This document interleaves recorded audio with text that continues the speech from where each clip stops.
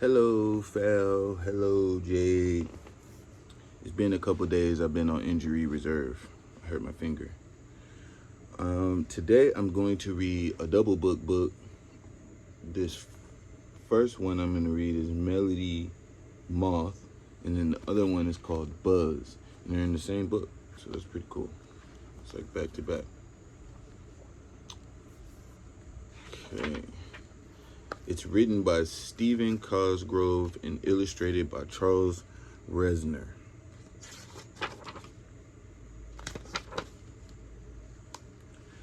As you lay on a bright spring day in a warm and sunny place, don't look up into the skies. Instead, look down and squint your eyes. Squint your eyes so very tight, and if you wish, with all your might, you'll find the land of the more than small. For in this land live bugs. That's all. Like the tinkling of chimes, music flowed across the land of than more than small. Unsung melodies and catchy little tunes flitted and floated through the trees, carried by a musical breeze. The notes, like leaves, floated and swirled up and down the street of Bugville, finally coming to rest on Chorus Street. Chorus Street was a street of dreams, for it was on Chorus Street that all the musical instruments were sold. Rose petal horns and finger flutes, big brass drums and lyres and lutes, all were sold here. This was a place of music in the land of more than small. I guess I'll show the pictures. Got like paragraphs in here. All bugs, one day or another, walked down Chorus Street, so it was no surprise when a cute, blonde-haired bug called Melody Moth came skipping down the street, humming an old bug tune. She didn't plan to stop. Melody hadn't planned to shop. But in one of the store windows, there stood a magnificent grand piano. It was made of the finest Bugnolia wood and shined to a glaze. Black shine. Its ivory keys glinted in the noonday sun. Melody knew, just as sure as she knew her own name, that she had to have that piano. That piano just begged to be played.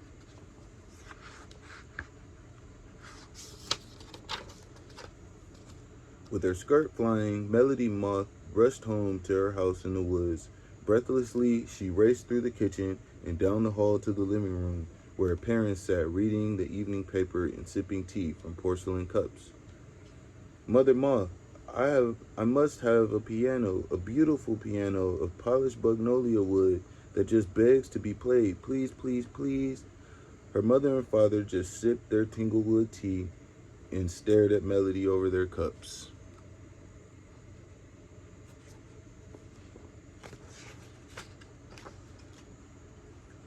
Oh, I don't know, said her mother with a sigh. A piano is very, very expensive indeed. Yes, puffed her father as he slurped a sip of tea. And remember, when you just had to dance and we bought the ballet slippers that still hang in the hall closet? And remember, continued her mother, when you just had to have that bug ball mitt and that uniform that just begged to be played in? As I remember, we gave that all away when you didn't play last fall. But this piano is different, cried Melody Moth. If I have the piano, I just know I'll play and practice as I should. We'll see, said her parents, as all parents do, and then went back to sipping their tea.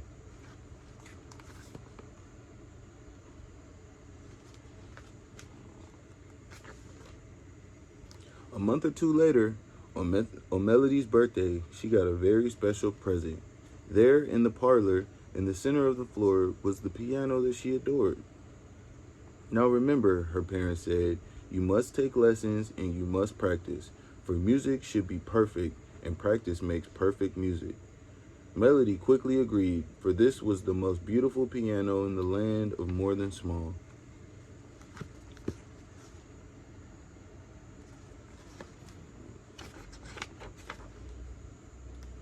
The very next day, Cricket, the most musical bug in Bugville, came to their house to give Melody her first lesson on the beautiful piano. Cricket trilled her fingers across the keys, and beautiful music filled the house. But when Melody tried, it seemed clumsy and somehow just didn't seem right. Melody grew frustrated and banged her hands on the keys. "Why can't I make music?" she cried. "Because, little moth," said Cricket patiently, "music should be perfect, and practice makes perfect music. You must practice and practice and practice some more. Then, and only then, will you have the music you adore." With that, she left Melody sitting alone at the piano, practicing chord after chord.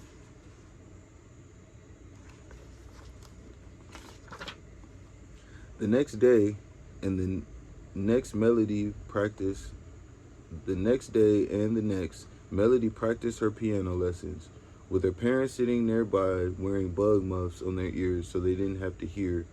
Melody clinked and clanked on the piano keys, but her heart wasn't in her music, and her music without heart is no music at all. Melody wished she were outside playing with the other bug kids instead of practicing perfect music, reading a good book.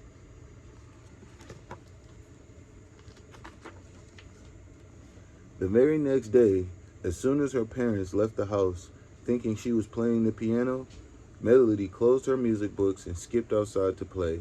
This was so much more fun than practice. She played bug ball and hide and go seek with the other bugs until just before dark. As the sun was sliding down, she slipped back into her house just as her parents came back from their walk. She opened her book and pretended she was practicing the whole day long.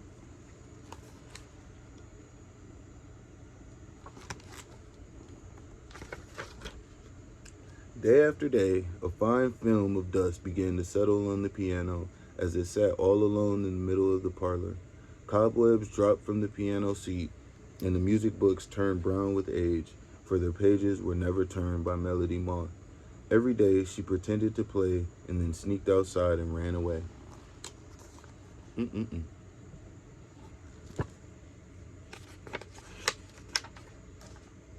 One day, there was a great surprise for Melody. Her parents, who loved her very much, invited all her relatives over to listen to her play the very beautiful piano. Melody had no idea what was going on as she raced into the parlor right after school. There were Uncle John and Aunt Sharon Bogowski alone on the set. There was cousin Leanne and her friend Monty. There was Dennis and Richard, all uncles galore, and they sat all around the floor waiting and watching the beautiful piano as Melody walked through the door.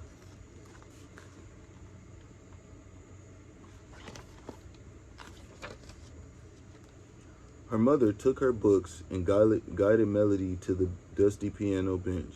She sat down in a puff of dust and tried to play, but she hadn't practiced, not one single day, and the relatives all turned away. Melody began to cry and cry. "I'm sorry, Mother and Father, but I'll practice and practice. Believe me, I'll try." Practice she did for weeks and weeks while the other bugs stayed outside and played. Melody practiced her music perfectly each day.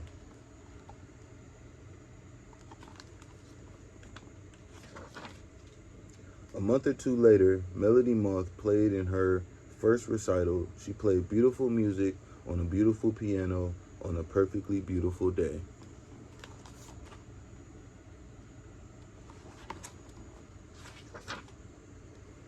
So if it's music you want to play, practice makes perfect. There's no other way. That was fire. I'm making some rice for Onyx. I gotta check it.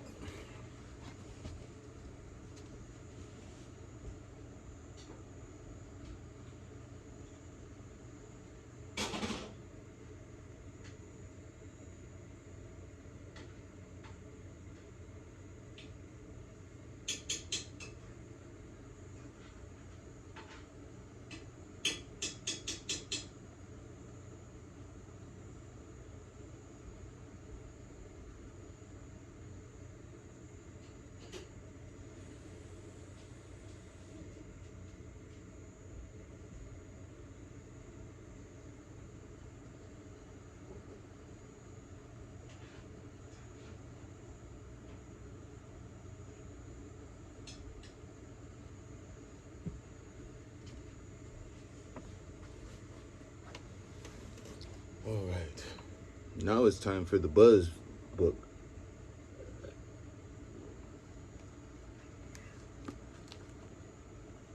Okay, Buzz by Stephen Cosgrove. Same illustrator, Mr. Charles Resner.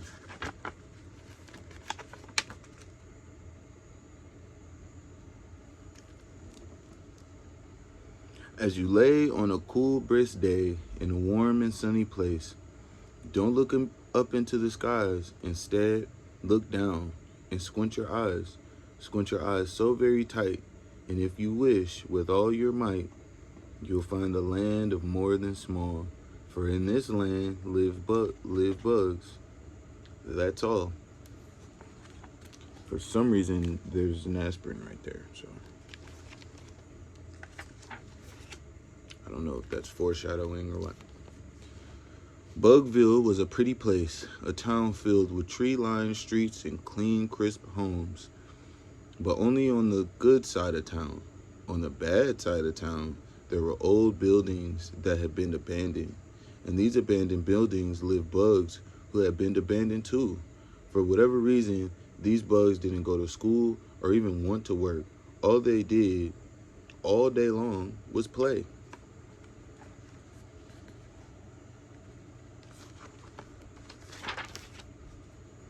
It was among these bugs that the bully bugs lived. They had a spiky antennae, and they painted their faces with purple pollen and rust dust. More than anything, the bully bugs wanted to be different just for the sake of being different. They said ugly things to any bug who passed near.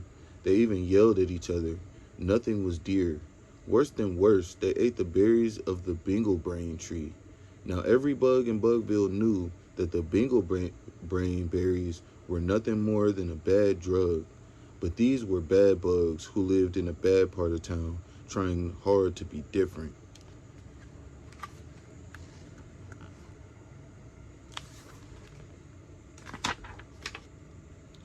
Into this crowd of bully bugs fell a young bug named Buzz, who wanted more than anything else to be accepted by a crowd, any crowd. His mother and father worked all day and didn't have time for Buzz or for play. When they came home after work, they were tired. Buzz sort of got pushed to the side, for his parents just didn't seem to have time for him.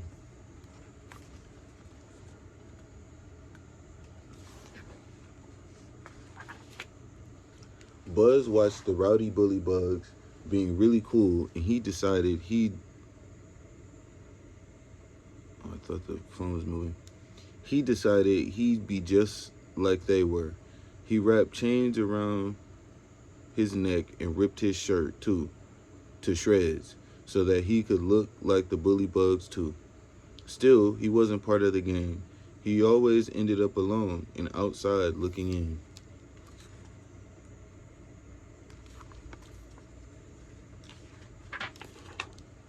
Day after day, Buzz watched as the bully bugs ate binglebrain berries and saw how the berries changed them.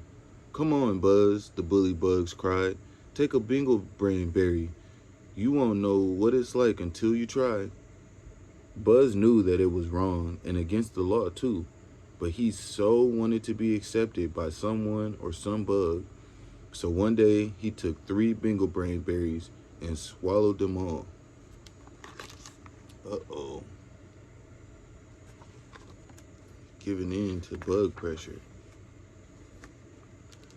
The room began to spin and spin, and Buzz saw things that weren't meant to be seen.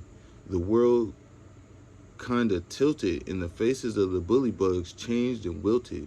Buzz felt strange, really different. Buzz was hooked. He had changed his clothes to something different. He had changed his hair to a different color, and the binglebrain berries had changed him into something very bad. It was ugly and terrible, and it just wasn't right.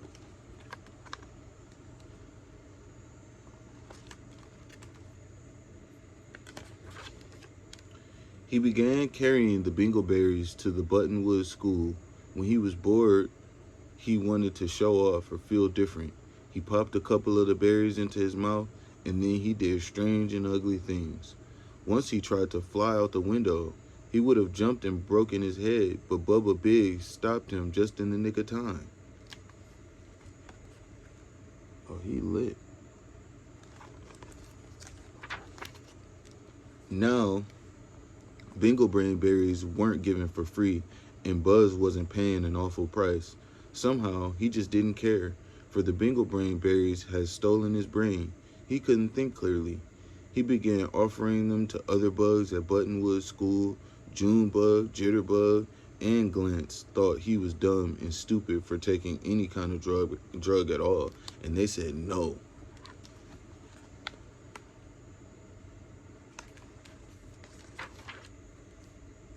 It might have gone on like this forever and a day, but finally Buzz went too far. He was out in the playground where the little kids were playing. He popped a couple berries into his mouth while Caddy Did and Snug looked on in wonder. "Hey, little kids," he mumbled. "How's it going?" Katy Did and Snug stepped back with nervous giggles. They thought it was kind of funny for an older bug to act so silly.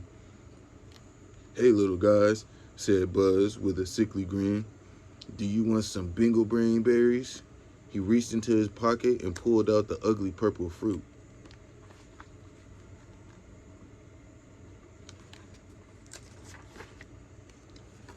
The little bugs might have taken the berries. After all, they didn't know any better. Fortunately, V-Dub happened by and grabbed Buzz by the collar. "Hey, what are you doing?" screeched Buzz as he yanked off his feet. "You're not gonna tell on me, are you? That would make you a snitch." By this time, other bugs had gathered around. "No," said V-Dub, "telling on you doesn't make me a snitch, because what you're doing is wrong. You are not just hurting yourself, you're starting to hurt others with your stupidity." With that, the older bugs dragged a struggling Buzz into the principal's office.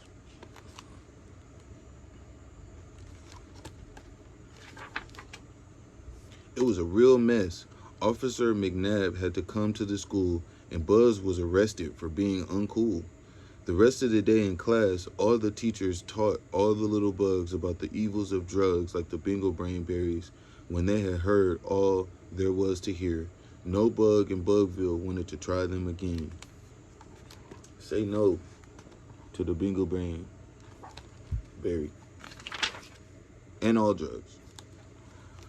Buzz was punished just a little bit, for drugs like the Bingo Brain berries are a sickness, and a sickness should not be punished, but rather should be cured. Buzz swore to his parents that he would never ever touch Bingo Brain berries again. His parents, in kind, took more time with Buzz, and he found somewhere to belong, with his family and his friends, in a little town called Bugville, somewhere in the land of more than small.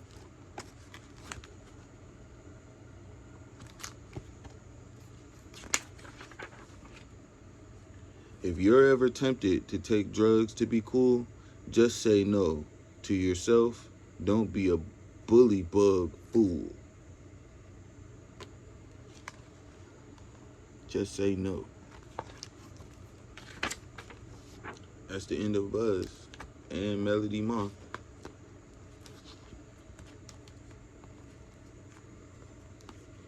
It's great books. Good lessons in there. Practice makes perfect, and don't do drugs. And my rule is be good, not bad. And I love you.